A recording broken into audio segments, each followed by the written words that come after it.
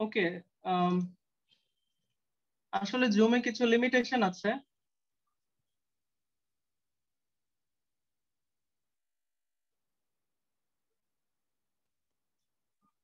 ওকে, so আমি আবার welcome back করছি আপনাদেরকে। আসলে আজকে যেহেতু ইন্ট্রোডাক্টরি ক্লাস, আমি কিছু গল্প এবং কিছু আমার এক্সপিরিয়েন্স শেয়ার করছি আপনাদের সাথে। তো আমাদের প্রথম 40 মিনিট শেষ, এটা দ্বিতীয় মিটিং। আমরা আশা করছি আপনারা সবাই যুক্ত হয়েছেন এরই মধ্যে। আমি যেটা বলতে চাচ্ছিলাম সেটা হচ্ছে, মানে কিভাবে একটা ছোট একটা মিস্টেক কিভাবে একটা পেশেন্টের জীবন নিয়ে যেতে পারে, সেরকম একটা এক্সাম্পল আমার কাছে আছে। সো আমি তখন থার্ড ইয়ারে পড়ি। সামহাও আমি ফেসবুক গ্রুপের মাধ্যমে একটা পাকিস্তানি নার্সিং স্টুডেন্টের সাথে পরিচয় হই। তিনার নাম ছিল নয়না। তিনি মানে ইংলিশে কথা বলতো, মানে বাংলা তো জানতো না। সো আমার সাথে বেশ কয়েকবার কথা হয়েছে। তো তিনি তখন ইন্টার্নশিপ করছিলেন। তো নাইট শিফটে এরকম হয়, একটা বেবির হচ্ছে ড্রাগ, একটা নার্স হচ্ছে কি ভুল করে অন্য একটা ওষুধ দিয়ে দিছে। প্রেসক্রিপশনে একটা লেখা ছিল, আহ, সম্ভবত একটা কি একটা ওষুধ, আমার এক্সাক্ট মনে পড়ছে না, বাট পেশেন্ট নার্স হচ্ছে ওই ওষুধটাই হচ্ছে ভুল করে অন্য একটা ওষুধ ওই বাচ্চাটাকে ইনজেক্ট করে। ওই রাতেই বাচ্চাটা হচ্ছে আনফরচুনেটলি মারা যায়। তো হসপিটালে একটা অনেক বড় একটা অকারেন্স হয়ে যায় আর কি। লোকাল মানুষরা এসে হসপিটাল আক্রমণ সহ মিডিয়া সবকিছু এরকম চলে আসে। তো এই জন্য বলছি আসলে, যেহেতু ডক্টররা ওষুধ সরাসরি দেয় না, আমরা নার্সদের এটা ভাইটাল রেসপন্সিবিলিটি হচ্ছে আমরা পেশেন্টকে ওষুধ প্রোভাইড করি, তাই না? তো আমাদের আসলে হয়তো আরো অনেক রেসপন্সিবিলিটি আছে, কিন্তু আমাদের মেজর রেসপন্সিবিলিটি হচ্ছে আমরা পেশেন্টকে ওষুধ দেই। তো এই জন্যই আমাদের ফার্মাকোলজি জানাটা খুবই ইম্পর্টেন্ট। কারণ আপনার ছোট্ট একটা ভুলের কারণে বা আপনার ফার্মাকোলজির নলেজের অভাবের কারণে পেশেন্টের মৃত্যু পর্যন্ত হতে পারে। সো থিঙ্ক ফার্মাকোলজি কতটা ইম্পর্টেন্ট আমাদের শেখার জন্য, কতটা গুরুত্বপূর্ণ। সো আসলে ইন ফার্মাকোলজি আমাদেরকে কি কি জিনিস জানতে হয়, এটা অলরেডি আমি একটু আগেই বলে ফেলেছি। So we need to know the name of the drugs. Okay, so but আমাদের কিছু ট্রিক্স আছে, আমরা সেগুলো পরে বলছি। সেই জন্য আমাদের যে বিশেষ করে আমাদের যে 11টা সিস্টেম আছে, যেমন আমাদের নার্ভাস সিস্টেম, আমাদের GI system, cardiovascular system, lymphatic system, so এরকম রেসপিরেটরি সিস্টেম সহ এন্ডোক্রাইন, তারপর ইউরিনারি সিস্টেম, এরকম প্রত্যেকটা মোট 11টা সিস্টেমের কথা বলা হয়ে থাকে, অনেক জায়গাতে 12টাও থাকে।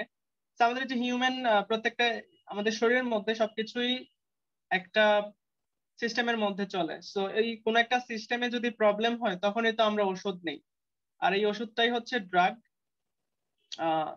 তবে ড্রাগ আবার দুই রকম, একটা হচ্ছে গুড ফর ইউর হেলথ, আর একটা হচ্ছে, ওই ড্রাগটা কি বলেন তো? আরেকটা খারাপ ড্রাগ আছে, সেটা কি? যেটা হেলথের যেমন জন্য গুড না, আচ্ছা আমি আহ, অ্যাডিক্টেড হয়ে যায়। আচ্ছা আমি যেমন বলি, ওই ছেলেটা ড্রাগ নেয়। তো আমরা ড্রাগ বলতে তো নর্মালি ওষুধ জানি। তো ওইটা কোন ড্রাগ যেটা নিলে খারাপ ভাবে দেখে মানুষ? Alcohol. Okay, alcohol is one of the examples. Anything else? LSD, LSD, yaba, heroin. Okay, okay, so এরকম আরো অনেক ড্রাগ আছে। সো ড্রাগ মাত্র এই যে খারাপ তা না, পজিটিভ নেগেটিভ আছে। সো কিছু ড্রাগ আছে সেগুলো হচ্ছে স্পেসিফিক পেশেন্টের জন্য ভালো, যেমন for example morphine. So morphine কেন ব্যবহার করা হয় জানেন? মরফিন,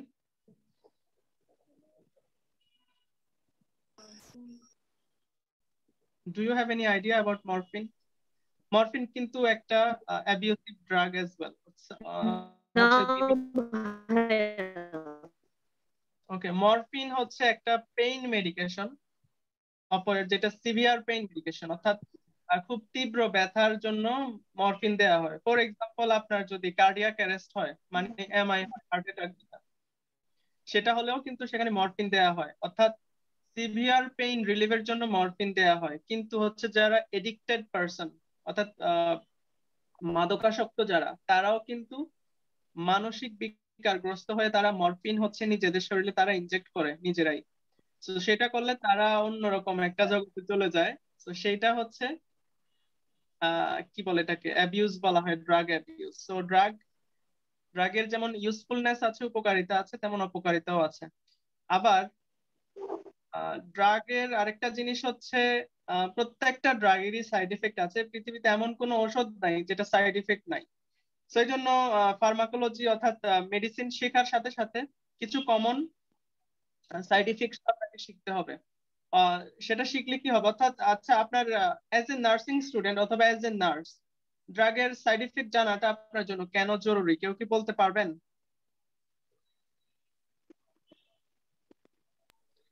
প্রত্যেকটা মেডিসিনই ড্রাগ, কিন্তু সব ড্রাগ মেডিসিন না এটার জন্য।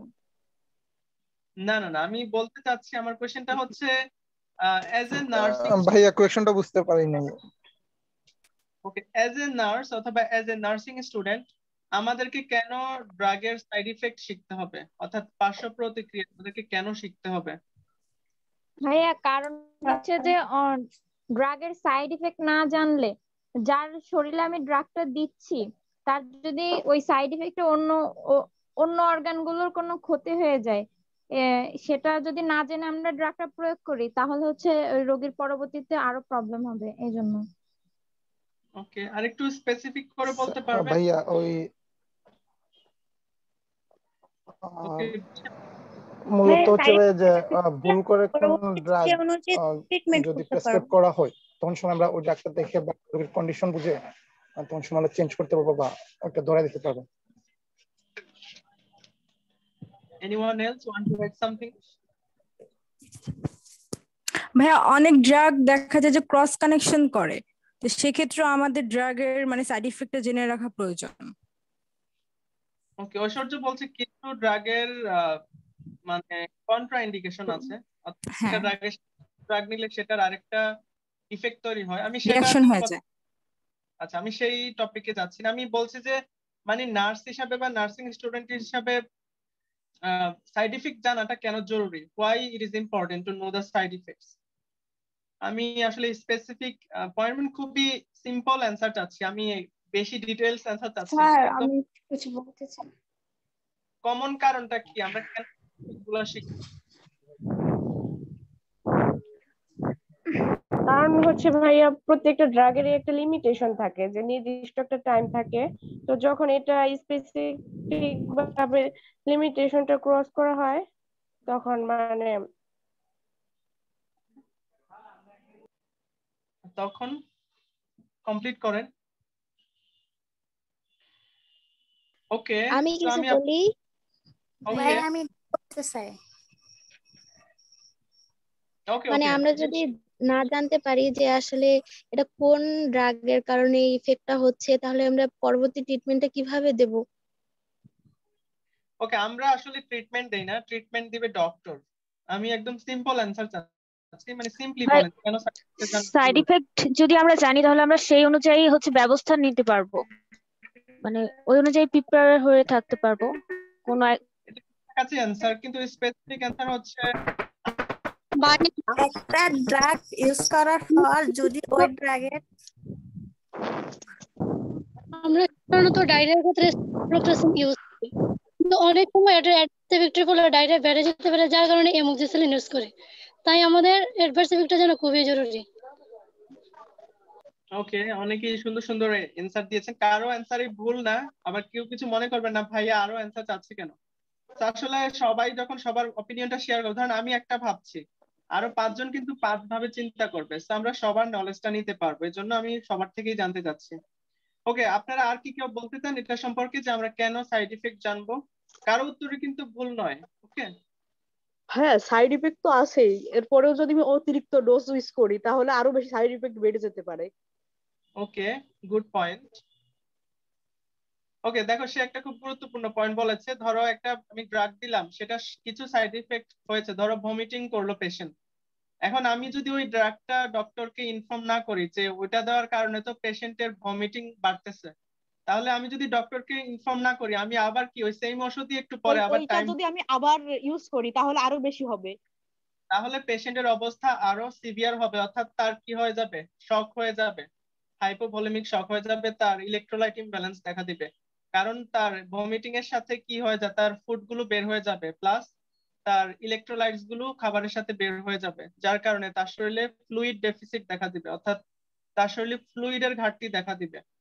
তো এইটা ইম্পর্টেন্ট, একটা গুড পয়েন্ট, থ্যাংক ইউ। তো আসলে কারো উত্তরই ভুল না, তবে যারা বলছেন যে আমরা ম্যানেজমেন্ট নিতে পারবো, সেটা হবে নার্সিং ম্যানেজমেন্ট, স্পেসিফিক ভাবে বলতে হবে। আমরা কোনো মেডিকেল ম্যানেজমেন্ট করি না, মেডিকেল ম্যানেজমেন্ট করবে ডক্টর, আমরা তাদেরকে অ্যাসিস্ট করব। ওকে, সো থ্যাংক ইউ অল, আপনারা অনেক সুন্দর সুন্দর পয়েন্ট বলেছেন, বাট আমি যেটা জানতে চেয়েছি সেটা হচ্ছে একদম সিম্পলি, আচ্ছা আমার কথা কি সবাই বুঝতে পারছেন? জি জি ভাইয়া। ভাইয়া। আমি যেটা আপনাদের থেকে জানতে চেয়েছি সেটা হচ্ছে একদম সিম্পল অ্যান্সার, যে আমরা ড্রাগ সম্পর্কে জানবো, ড্রাগের সাইড ইফেক্ট সম্পর্কে জানবো। কারণ আমরা যদি সাইড ইফেক্ট সম্পর্কে না জানি, তাহলে আমরা প্রথমত পেশেন্টকে ইনফর্ম করতে পারবো না। আচ্ছা আমি ধরো একটা ড্রাগ দিলাম, আমি এটার যদি কমন সাইড ইফেক্ট গুলা জানি, তাহলে আমি পেশেন্টকে আগে থেকে বলে দিলাম যে এটা খাইলে আপনার এই সমস্যাটা হতে পারে, তবে সেটার জন্য আমাদের নার্সিং এবং মেডিকেল ম্যানেজমেন্ট আছে, আপনি কিছু চিন্তা করবেন না। এরকম একটা অ্যাসিউরেন্স আমরা পেশেন্টকে দিতে পারি। সো একটা জিনিস অনেক কি সময় আমরা পেশেন্ট আগে, ভয়ে আতঙ্ক হয়ে যেতে পারে যে এটা কেন হলো, এই টাইপের হ্যাঁ হতে হ্যাঁ, পারে। এই পয়েন্টটাই বলতে চাচ্ছিলাম এখনই। ধরো আমি একটা ওষুধ দিলাম পেশেন্টকে, এখন সে হঠাৎ করে ভমিটিং করতেছে, সে আতঙ্কিত হয়ে যাবে, সে মনে করবে যে আমার কি কি জানি হয়ে গেল, আমার মনে হয় হার্টের সমস্যা হয়েছে, বা সে অনেক কিছুই চিন্তা করবে। আসলে পেশেন্টরা তো আমাদের মতো ফার্মাকোলজি পড়ে আসেনি বা নার্সিং এর মেডিকেল সাবজেক্ট পড়ে আসেনি। সো পেশেন্টকে অলওয়েজ এডুকেশন দিতে হবে। পেশেন্ট টিচিং একটা সেশন থাকে, সেখানে তোমরা এগুলো জানবা। সো আমি যেটা বলতে চাচ্ছি সেটা হচ্ছে, আমি যদি কমন সাইড ইফেক্টস গুলো জানি ড্রাগের, যে ড্রাগটা আমি পেশেন্টকে দিচ্ছি, তাহলে আমি আগে থেকেই পেশেন্টকে একটু ইনফর্ম করে রাখতে পারবো। আর একটা জিনিস কি, মানুষ আগে থেকে যখন কিছু জানতে পারে তখন সে একটা রিল্যাক্সে থাকে, কিন্তু হঠাৎ করে যখন কিছু ঘটে যায় তখন সে হচ্ছে খুবই হতাশ হয়ে যায়। আর হসপিটাল হচ্ছে একটা টাফ প্লেস, সেখানে তাদের রিলেটিভরা তাকে ফ্রিকোয়েন্টলি ভিজিট করবে, আবার সে হচ্ছে আপনাদের কেয়ারে থাকবে, কিন্তু যখন হঠাৎ করে তার অবস্থা খারাপ হয়ে যাবে, তার ফ্যামিলি মেম্বারদের সিচুয়েশন কি হবে একবার ভাবেন। সেই জন্যই আমাদের সাইড ইফেক্ট সম্পর্কে জানতে হবে, এবং সাইড ইফেক্ট জানাটা আসলেই বেশি ইম্পর্টেন্ট। ড্রাগের পাশাপাশি প্রত্যেকটা ড্রাগের সাইড ইফেক্ট জানাটা আসলেই এজন্য ইম্পর্টেন্ট, যে আমরা পেশেন্টকে ইনফর্ম করতে পারবো, এবং সে অনুযায়ী আমরা আসলে আমাদের শুধু মেডিসিন দেওয়াই কিন্তু কাজ না, আমাদের আবার ডক্টরকে ইনফর্ম করতে হয়। ধরেন ডক্টর যে মেডিসিনটা দিছে, পেশেন্টের কি কি চেঞ্জ আসছে, ধরেন তার টেম্পারেচার বাড়লো কিনা বা টেম্পারেচার কমে গেল কিনা, তার ব্লাড প্রেশার বাড়লো কিনা বা ব্লাড প্রেশার কমে গেল কিনা, বা তার বমিটিং হলো কিনা, বমি হলো কিনা, বা তার ভার্টিগো হলো কিনা, মানে তার হচ্ছে মাথা ঘুরাচ্ছে কিনা, বা তার কোনো কথাবার্তাতে কোনো কনসিয়াসনেস কম আসছে কিনা, তার বডি মুভমেন্ট কমে গেল কিনা, অথবা তার ইউরিনারি ফ্রিকোয়েন্সি কি বেড়ে গেল না কমে গেল, মানে সে কি বেশি ইউরিন পাস করছে নাকি কম ইউরিন পাস করছে। তো এই যে বিভিন্ন জিনিসগুলো আমাদেরকে কি করতে হয়, আমাদেরকে এগুলো অ্যানালাইসিস করে আবার ডক্টরকে ইনফর্ম করতে হয়। শুধু মেডিসিন দেওয়া কিন্তু নার্সের কাজ না, এই জন্য আমাদের pharmacological knowledge as well as আমাদের side effects of the drug জানাটা ইম্পর্টেন্ট। সো এটা কি আপনারা আসলে বুঝতে পেরেছেন আমি যে বললাম? জি ভাইয়া। জি ভাইয়া। ওকে, সো নেক্সট পয়েন্ট হচ্ছে সাইড ইফেক্টস জানলাম, তারপর নার্সিং ইন্টারভেনশন। সো আমাদের যেটাতে আসছিলাম একটু আগেই, যে নার্সিং ম্যানেজমেন্টটা হচ্ছে নার্সিং ইন্টারভেনশন। সো ডক্টরের কিছু ইন্টারভেনশন থাকে, ইন্টারভেনশন মানে হচ্ছে কাজ বা দায়িত্ব, অর্থাৎ কি কি ইন্টারভেনশন, কি কি কাজ আমরা নিচ্ছি পেশেন্টের ওয়েলবিং এর জন্য বা পেশেন্টের ভালোর জন্য, সেগুলো হচ্ছে নার্সিং ম্যানেজমেন্ট বা নার্সিং ইন্টারভেনশন। সো প্রত্যেকটা ড্রাগ দেওয়ার ক্ষেত্রে আমাদের নার্সিং ইন্টারভেনশন কি হতে পারে, কেউ কি বলতে পারবেন কমন নার্সিং ইন্টারভেনশনটা কি? অ্যাজ এ নার্স আপনি যখন পেশেন্টকে ওষুধ দিবেন, কমন মানে ডিটেলস ভাবার দরকার নাই, জাস্ট সিম্পলি যেটা সঠিক সময়ে খাওয়াতে হবে। ফার্স্ট আমাদেরকে প্রেসক্রিপশনটা চেক করে নিতে হবে যে ডক্টরের অর্ডার অনুযায়ী আমরা ঠিক ওষুধ দিচ্ছি কিনা। দেন টাইম, অফ কোর্স, আরো অনেক পয়েন্ট আছে। ওকে, আরো অনেক পয়েন্ট আছে, একটা একটা করে বলেন প্রত্যেকে, কি কি নার্সিং ইন্টারভেনশন হতে পারে ওষুধ দেওয়ার ক্ষেত্রে। মেডিসিন দেওয়ার পরে পেশেন্টের অবস্থার উন্নতি হচ্ছে কিনা এটা আমাদের দেখতে হবে। তারপর ভাইটাল সাইন গুলো চেক করতে হবে এবং সেগুলো ডক্টরকে ইনফর্ম করতে হবে। ওকে, একজন একটা একটা করে বলেন, তো একজনের সব বলার দরকার নেই। কিভাবে ঔষধের ডেটা, আইভি দিব? হ্যাঁ সেটা তার সাথে ওষুধের মানে ডেট আছে কিনা সঠিক ওটা দেখতে হবে। Good point. নেক্সট, ওই পেশেন্টটার মেডিসিনটা খাচ্ছে কিনা ওটা দেখতে হবে। আচ্ছা, মেডিসিন সে নিচ্ছে কিনা বা নিতে আগ্রহী কিনা সেটাও দেখতে হবে, রাইট। ওকে, আর এই মাঝখানে আপনাদেরকে একটা গল্প শেয়ার করি। আমি যখন 3rd ইয়ারে ছিলাম তখন জাতীয় মানসিক স্বাস্থ্য হাসপাতাল NIMH ঢাকা শ্যামলীতে অবস্থিত, আমরা সেখানে ইন্টার্ন ক্লিনিক্যাল প্র্যাকটিসে যেতাম। তো সপ্তাহে একদিন করে আমরা 8 মাস গিয়েছি, সপ্তাহে একদিন করে যাইতাম। তো ওটা আমাদের ক্লিনিক্যাল প্র্যাকটিসের জন্য। সো মেন্টাল হেলথ ইলনেস যাদের আছে, ধরেন বাইপোলার মুড ডিসঅর্ডার বা স্কিজোফ্রেনিয়া বা ড্রাগ এডিকশন ডিসঅর্ডার যাদের, বা ডিপ্রেশন, হ্যাঁ, anxiety related major depressive disorder বা পার্সোনালিটি ডিসঅর্ডার, এইরকম অনেক মানসিক রোগ আছে। সো মানসিক রোগীদের, আমি মানসিক রোগী বলবো না, এটা খারাপ শোনা যায়, মানে মেন্টাল হেলথ রিলেটেড ইস্যু যাদের আছে তাদেরকে ওষুধ খাওয়ানোটা আসলে খুবই চ্যালেঞ্জিং। আপনারা যদি কখনো পাবনা মানসিক স্বাস্থ্য হাসপাতাল অথবা ঢাকা NIMH এ যান তখন হয়তো এক্সপিরিয়েন্স করবেন। সো তাদেরকে ওষুধ খাওয়ানো বা তাদেরকে ওষুধ প্রোভাইড করা অনেক চ্যালেঞ্জিং নার্সিং স্কিল। সেটা সবার হয়ে ওঠে না বা সবাই খাওয়াতে পারে না, এই জন্য আসলে অনেক ক্রিটিক্যাল থিঙ্কিং স্কিল ইউজ করতে হয়। সো এই জন্য বলছি যে নার্সিং ইন্টারভেনশনটা কি হতে পারে অ্যাজ এ নার্স, আপনি যখন পেশেন্টকে ওষুধ দিবেন। একজন একটা করে পয়েন্ট বলতে পারেন, মানে কমন। ভাইয়া মেডিসিনটা ওরালে আছে নাকি আইভিতে IM এ সেটাও আমাদের চেক করে নিতে হবে যে মেডিসিনটা আমরা কিভাবে দিব পেশেন্টটাকে। ওকে, রাইট রোড। ওকে, আমরা এটাকে রুট বলি, বাট এটা উচ্চারণটা হচ্ছে রাউট। আমি কানাডিয়ান এবং আমেরিকান প্রনাউন্সিয়েশনে বলছি, এটা হচ্ছে রাউট উচ্চারণটা, ROUTE, অর্থাৎ আমরা কোন দিক দিয়ে পেশেন্টকে ওষুধটা দেব। সো আপনারা কি জানেন কোন কোন রাউট দিয়ে ওষুধ দেওয়া যায়?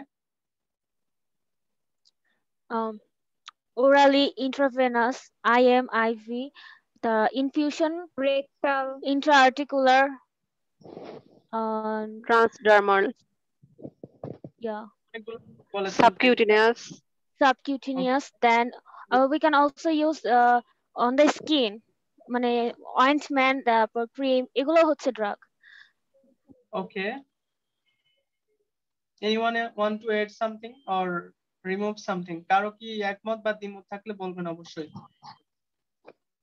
ওকে, সো সেটা বললো যে রাইট রাউট। আচ্ছা, আমি রুটে বলি, আমরা যেহেতু বাংলাদেশি স্টুডেন্ট আমরা এটাকে রুট নামেই চিনি। সো রুট যেমন ঢাকাতে যে বাসগুলো আছে সেগুলোর অনেক রুট থাকে না, যে কোনটা কোন রোডে চলে, মানে কোনটা কোন লাইনে চলে, ওইটা দিয়ে মনে রাখেন যে রুট। আচ্ছা, রুটই বলেন, আমরা এটাকে রুট বলি, ROUTE, বাট উচ্চারণটা হচ্ছে রাউট, আমরা এটাকে রুট বলবো। সো রুট হচ্ছে আমরা কোন দিক দিয়ে পেশেন্টকে ওষুধটা দিব। আমরা কি সেটাকে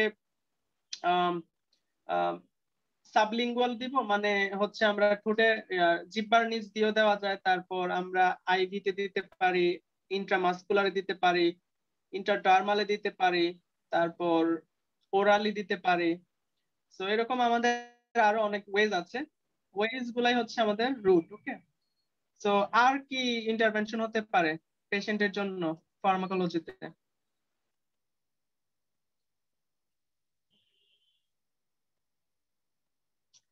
আর কি কেউ কিছু বলতে চান? ওকে, তো আমরা অনেকগুলো পয়েন্টে আলোচনা করেছি, বাকিগুলো আমরা পরবর্তী ক্লাসে শিখবো, নো প্রবলেম। আর হচ্ছে আরেকটা জিনিস জানতে হবে, the way the body uses the drug. So আপনারা নিশ্চয়ই ফার্মাকোলজি আপনাদের কি শুরু হয়েছে আপনাদের কলেজে, বা আপনারা কিছু তো পড়েছেন এটলিস্ট মেবি সবাই? জি ভাই, আমাদের কলেজ অলরেডি শেষ হয়ে গেছে এন্ড সামনে হচ্ছে ফাইনাল এক্সাম, বিএসসি নার্সিং এর যাদের সেকেন্ড ইয়ার অলরেডি নোটিশ দিয়ে দিছে। আপনারা কি জানেন তাহলে অনেক কিছু। সো এটা হচ্ছে আমাদেরকে ফার্মাকোডাইনামিক্স শিখতে হবে। ফার্মাকোডাইনামিক্স হচ্ছে the action of the drug, অর্থাৎ আমাদের শরীরে ড্রাগটা কিভাবে কাজ করে। তো আমাদের এখানে কিছু স্টেপ আছে, যেমন যেমন হচ্ছে ড্রাগ সিস্টেমে কাজ এবং সে কোথায় মেটাবলাইজ হবে, কোথায় দিয়ে আবার এক্সক্রিট হবে, অর্থাৎ কোথায় দিয়ে বের হবে, সবকিছুই আমাদেরকে জানতে হবে পরীক্ষার জন্য। এখন এইগুলো হচ্ছে আমাদেরকে শিখতে হয় বেসিকলি ইন ফার্মাকোলজি। সো আপনারা কি মনে করেন? So it can be specially if you know how to properly study pharmacology. So pharmacology যেহেতু একটা ওভারওয়েলমিং সাবজেক্ট, অর্থাৎ অনেক বেশি ডিফিকাল্ট একটা সাবজেক্ট নার্সিং এর মধ্যে। সো আপনারা কি মনে করেন নাকি মনে করেন না যে এটা অনেক লাইক স্ট্রেসফুল একটা সাবজেক্ট, অনেক কঠিন একটা সাবজেক্ট? হ্যাঁ, ড্রাগের নামগুলো মনে থাকা মানে মনে রাখা অনেক কষ্টের। আচ্ছা আচ্ছা, it is difficult না? সো ওভারওয়েলমিং মিন্স এটা হচ্ছে অনেক স্ট্রেসফুল বা অনেক ডিফিকাল্ট হতে পারে মনে রাখার জন্য। সেই জন্য টেকনিক্যাল ওয়েতে ফার্মাকোলজি শিখতে হবে আর অনেক সময় দিতে হবে। আর ফার্মাকোলজিতে 70 to 80% জিনিস হচ্ছে মেমোরাইজেশন, মনে রাখতে হবে পড়ে পড়ে বা নোট করে। সেজন্য কিছু ট্রিক্স আছে একটু পরেই। আর বাকি জিনিসগুলো হচ্ছে বোঝার জিনিস আছে কিছু। ওকে, সো আমরা কি কি প্রবলেম ফেস করি ফার্মাকোলজি পড়ার সময়? ডেভেলপিং এ স্টাডি মেথড অথবা স্টাডি প্ল্যান। সো আমাদের আসলে আমরা যখন পড়ি, বিশেষ করে আমি যেটা নোটিস করি, আপনারা প্লিজ কেউ কিছু মনে করবেন না, আমি এটা বলি বা আমাকে বলতে দেন। এটা হচ্ছে আমরা সবাই কিন্তু এক্সামে ভালো করার জন্যই পড়ি। কয়জন আছি যে আমরা শেখার জন্য পড়ি? বা ধরেন এনক্লেক্স এক্সামের তো নাম শুনেছেন সবাই কম বেশ, কানাডাতে এবং জি ভাইয়া, ইউএসএ তে এনক্লেক্স এক্সামে পাস করতে হয়। সো ওই স্ট্যান্ডার্ডে আমরা কিন্তু কেউই পড়ি না, পড়ি কি? একদমই না। একদমই না। তো আমাদের কাজ হচ্ছে নিউরন অথবা আরো কি জানি বই আছে, ফ্লোরেন্স, এরকম প্রিভিয়াস কোশ্চেন এন্ডোফর, গুলো, ব্লুপ্রিন্ট। ওইগুলাতে শর্টকাট খুঁজি যে অল্প পড়ে মানে অল্প কিছু জেনে কিভাবে পরীক্ষা ভালো করা যায়। আলটিমেটলি আমাদের গোল কিন্তু এটাই। আমি বলি বা আপনারা বলেন, সবারই কিন্তু একটাই ইয়ে থাকে। কিন্তু আমরা কখনো যদিও নিউরন বা ওইগুলা পড়ি নাই আমাদের। ওকে, আমি আপনাদের একটা বই দেখাই।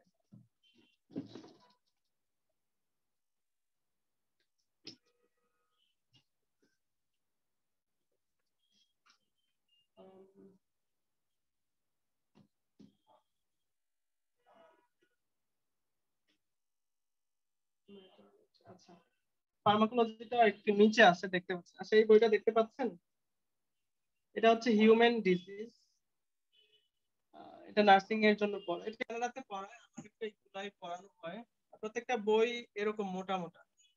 যাই হোক, এটা আসলে কোনো গর্বের কিছু না। আর আমরা যে বই সব কোন পড়ছি তাও রাজ্য? না, আমাদেরকে আলটিমেটলি আবার এরকম হ্যান্ডআউট লেকচার শিটই পড়তে হয়।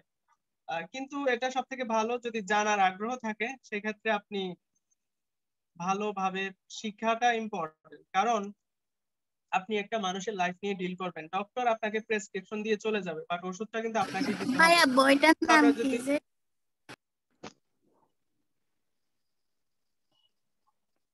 আমাকে কি শুনতে পাচ্ছেন? জি জি ভাইয়া, ভাই, শোনা একদম যাচ্ছে। ক্লিয়ার শোনা যাচ্ছে। আচ্ছা আচ্ছা, সরি। সো আমি যেটা বলতে চাচ্ছি সেটা হচ্ছে, আসলে ফার্মাকোলজিক্যাল নলেজ যদি কম থাকে, আমি ডিপ্লোমা হই বা আমি বিএসসি হই, এটাতে কোনো তফাৎ নাই। হসপিটালে কিন্তু সবাইকে নার্স হিসাবেই কাজ করতে হবে। নাকি বিএসসি দের র্যাঙ্ক একটু বড়, ডিপ্লোমাদের র্যাঙ্ক একটু কম, এরকম কিছু আছে হসপিটালে? নেই, এখন পর্যন্ত কিছুই নেই, হয়তো না। ফিউচারে হতে পারে।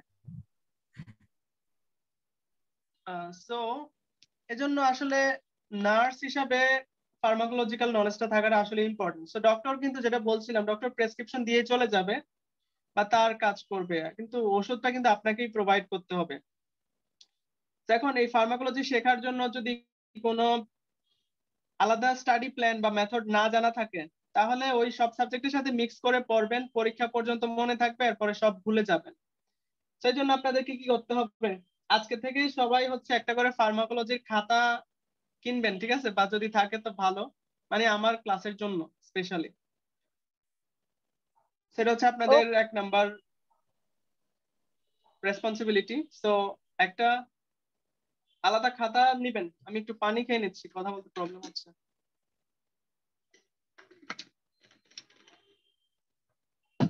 ওকে, সো আপনাদের প্রথম রেসপন্সিবিলিটি হচ্ছে একটা খাতা নিবেন আজকে থেকে, আর একটা স্টাডি প্ল্যান অথবা একটা মেথড ইউজ করবেন। যেহেতু সবাই এখন বাড়িতে আছেন, কাউকে কি হোস্টেলে বা কলেজে থাকতে হচ্ছে? এরকম কেউ আছেন? থাকতে পারেন হয়তো বা। ওকে, সো যাই হোক, আপনারা হচ্ছে আর ফার্মাকোলজি আমরা আমরা যখন পড়েছি, আমাদের সময় একজন কানাডিয়ান ফ্যাকাল্টি ছিল, আর আমাদের যিনি ফার্মাকোলজি টিচার ছিলেন তিনি হচ্ছেন এএফএমআই থেকে আমাদের নার্সিং এর টিচার। ওনার নাম হচ্ছে আয়েশা সিদ্দিকা রিমি। তিনি এএফএমআই এর প্রথম ব্যাচ এবং ফার্স্ট গার্ল ছিলেন এএফএমআই থেকে। উনি এখন মালয়েশিয়াতে পিএইচডি করতেছে, এখন আবার ব্রেকে চলে গেছেন ওখানে। তো উনি আমাদেরকে ফার্মাকোলজি পড়াইছে, পাশাপাশি একজন বিদেশি টিচার ছিলেন, পাশাপাশি একজন ডক্টর টিচার ছিলেন। তিনি এখন আইবিটিতে নেই, তিনি এখন আর কি অবসর টাইম কাটাচ্ছে ওনার লাইফের। ওকে, সো এই জন্য ফার্মাকোলজির আপনার একটা স্টাডি প্ল্যান বা একটা মেথড দরকার। যে আমাদেরকে বলা হতো 1 আওয়ার ক্লাস 3 আওয়ার স্টাডি। আপনারা আপনারা কোনটা ফলো করেন? 1 hour class 1 hour study, or 2 hours, or 3 hours, or more? আপনারা কোন নিয়মটা ফলো করেন?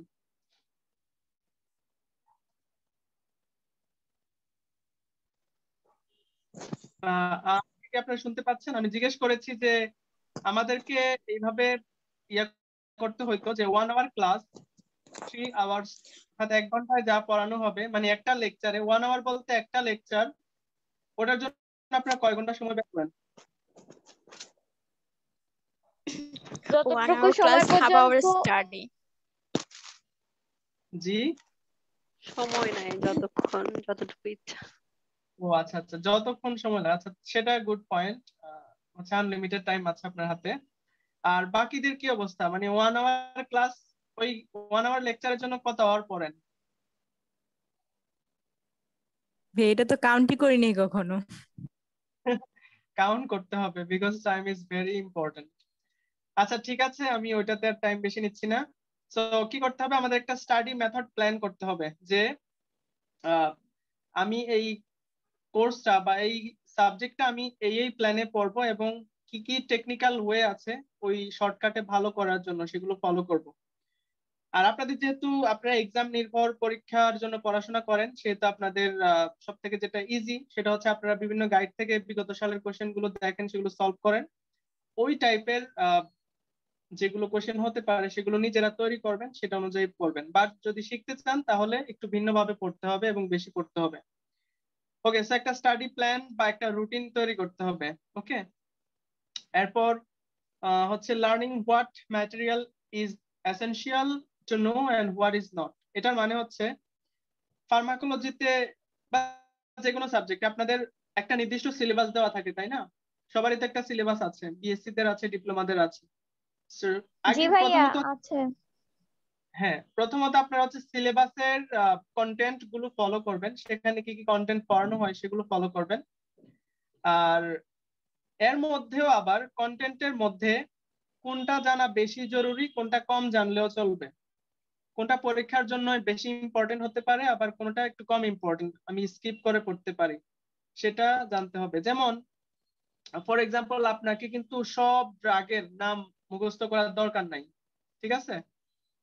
সেটার জন্য কিছু টিপস আছে সামনে। সো সব ড্রাগের যদি নাম মুখস্থ করতে যান তাহলে কোনোটাই মনে থাকবে না। মনে থাকবে এরকম কেউ আছেন সব ড্রাগের নাম মুখস্থ করতে পারবেন?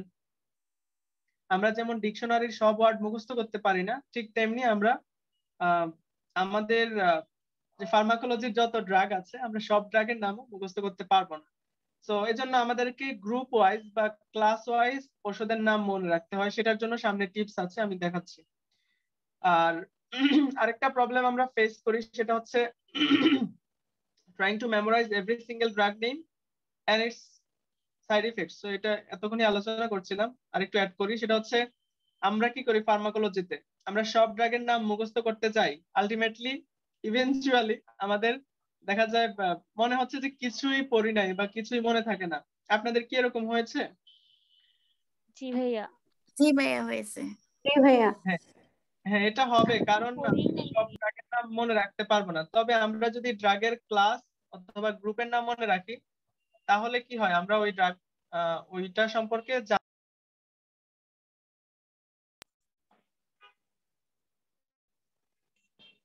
ওকে। আচ্ছা আমাকে কি শোনা যাচ্ছে? জি ভাইয়া শোনা যাচ্ছে। ওকে, সো আরেকটা জিনিস হচ্ছে আমরা যখন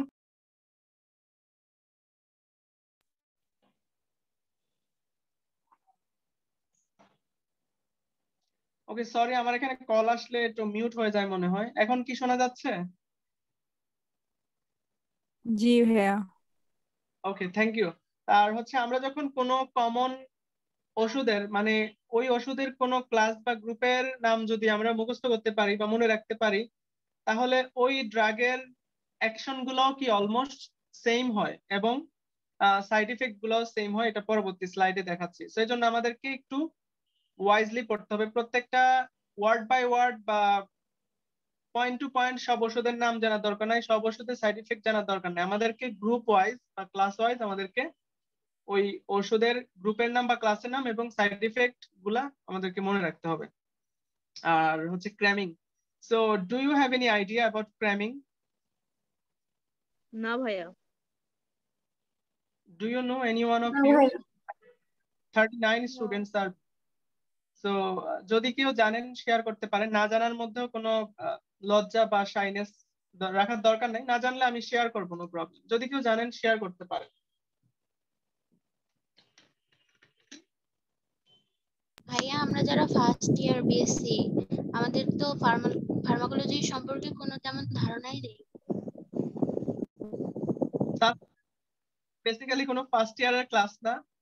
আমাদের ক্রাইটেরিয়া ছিল যে বিএসসি সেকেন্ড ইয়ার হতে হবে এবং ডিপ্লোমাদের থেকে যদি কেউ করতে চায় তাও সেকেন্ড ইয়ার থার্ড ইয়ারদের থেকে করতে হবে, মানে আসতে হবে।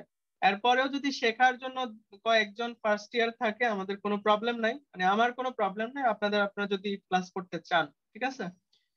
তো নট নেসেসারিলি আপনাকে ফার্স্ট ইয়ারে বা থার্ড ইয়ারে হইতে হবে, বাট জানার আগ্রহ থাকতে হবে, সেটা হচ্ছে ইম্পর্টেন্ট। আর বুঝেন কিনা, কারণ আপনি ফার্স্ট ইয়ারে যদি সেকেন্ড ইয়ারের সাবজেক্ট পড়েন বা থার্ড ইয়ারের সাবজেক্ট পড়বেন আপনার জন্য স্বাভাবিকভাবে একটু ডিফিকাল্ট হবে।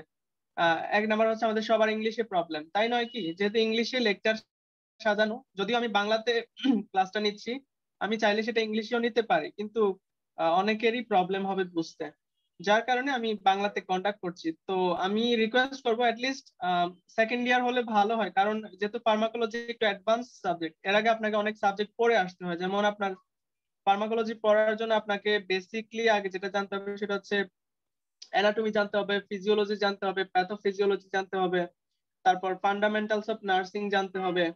হ্যাঁ, তারপর ইংলিশের একটু ভালো নলেজ থাকতে হবে, তাহলে আপনি ফার্মাকোলজিতে ক্লাস করে আনন্দ পাবেন বা বুঝবেন।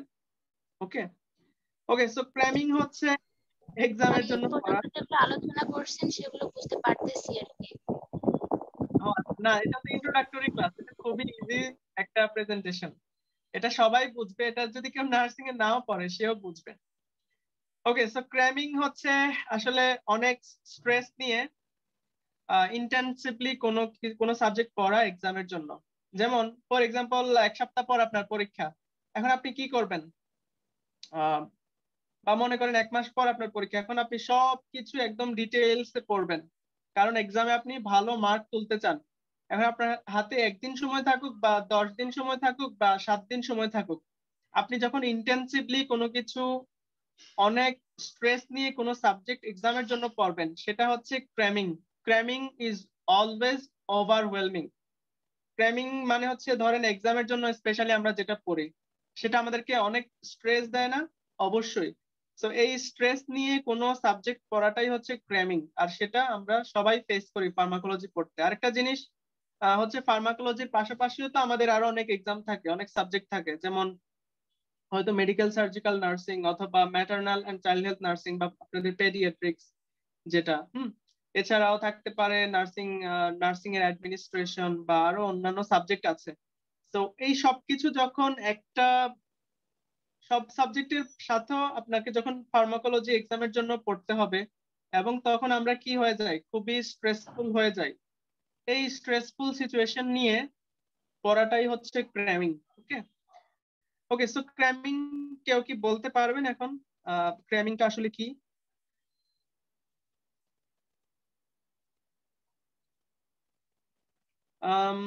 ক্র্যামিং বুঝতে পেরেছেন সবাই?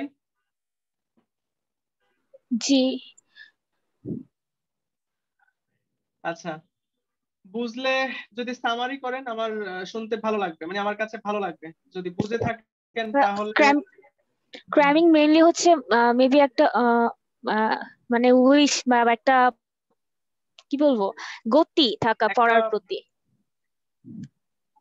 যেমন হচ্ছে আমাদের এক্সামে আসলে আমরা এখন হচ্ছে যেমন আমাদের যেরকম ফাইনাল এক্সামের নোটিশ দিয়ে দিচ্ছে, আমরা কিন্তু সবাই একদম সিরিয়াস হয়ে গেছি পড়াশোনা নিয়ে।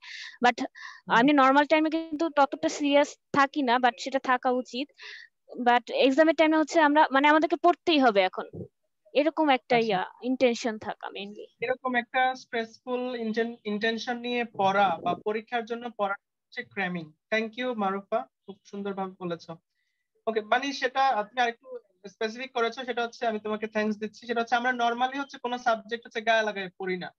মানে ধরো আমাদের কিন্তু 1 বছর অলরেডি গন করোনার জন্য, তো আমাদের হয়তো অনেকের ক্লাস হয়েছে অনেকের হয় নাই, কিন্তু আমরা দেখা গেছে ফেসবুক বা সোশ্যাল মিডিয়া বা আমাদের পার্সোনাল কাজ নিয়ে হচ্ছে আমরা ব্যস্ত, বাট আমরা পড়াশোনাতে টাইম দিচ্ছি না।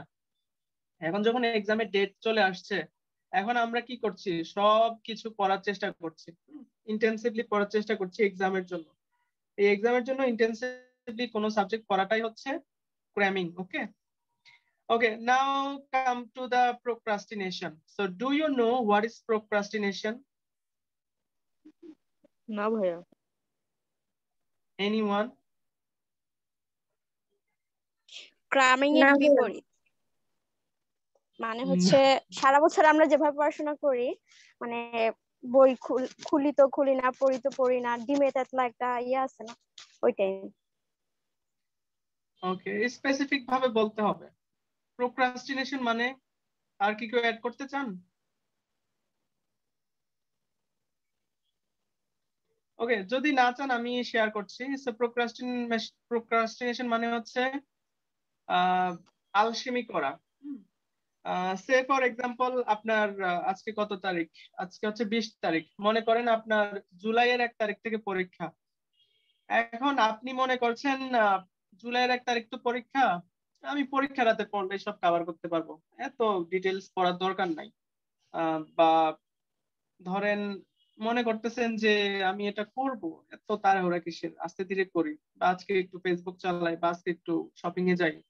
তো এই যে কোনো কিছুতে আমরা যে ডিলে করি কোন একটা কাজ করার জন্য, বাট আমরা জানি সেটা ডেডলাইন কবে, বা আমরা জানি কোন তারিখে আমাদের ওই কাজটা সাবমিট করতে হবে। ধরেন একটা অ্যাসাইনমেন্ট বলেন 10 মনে করেন জুলাইয়ের 1 তারিখ সাবমিশন, বাট আপনার হাতে এখন যথেষ্ট সময় আছে, আপনি চাইলে আস্তে আস্তে কাজটা আগায় রাখতে পারেন বা আজকেই করে ফেলতে পারেন, কিন্তু আপনি কি করবেন, ওই পরীক্ষার রাতে গিয়ে করবেন।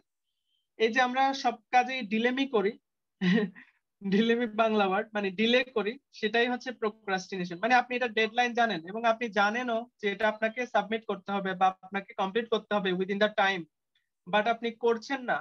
এই করছেন না মনোভাব, মানে আলসেমি মনোভাব নিয়ে থাকাটাই হচ্ছে প্রোক্রাস্টিনেশন। সো এই ফার্মাকোলজি পড়তে আমরা প্রোক্রাস্টিনেট করি কারণ আমরা মনে করি যে ফার্মাকোলজি এক্সামের আগে পড়লেই হবে, আমি অল্প কয়েকদিন পরে আমি ভালো করতে পারবো। এটাই হচ্ছে procrastination. Okay okay, so thank you. এরপর হচ্ছে আমরা কিছু স্ট্র্যাটেজি আলোচনা করব যে ফার্মাকোলজি আমরা কিভাবে ভালো করে পড়তে পারি। আচ্ছা, আপনাদের